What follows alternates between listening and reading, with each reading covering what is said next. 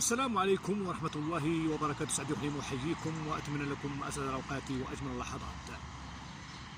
قد تتزحم عليك المصائب في يوم من الأيام، لكن إياك أن تيأس من رحمة الله سبحانه وتعالى، إياك أن تقطع الأمل بالله سبحانه وتعالى، إياك أن تيأس من حسن الظن بالله سبحانه وتعالى. الأمل قوة أخرى، إن فقدناها فقدنا كل شيء.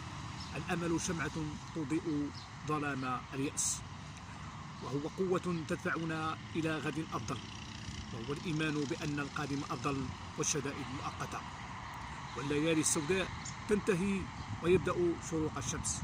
على لاعبي فريق أولمبيك أسفي التسلح بالإرادة والعزيمة، لأن بهما يمكن تغيير مجرى الوقائع التي فيها يتسلل الفرج والنور في لحظات أشد وأصعب. فريق أولمبيك أسفي في مواجهة قوية ضد الجيش الملكي بحثا عن نقاط غالية ترضي العشاق والأنصار.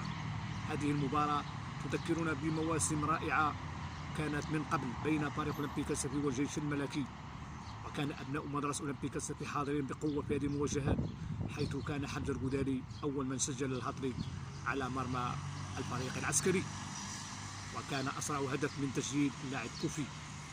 فريق أولمبيك أسفي على أن يكون حاضرا في هذه المواجهة القوية كي يعود إن شاء الله بنقاط الفوز وإنعاش الآمال في البقاء في الدوري المغربي المحترفي، وكل شيء قريب عند الذي جعل البعيد قريب.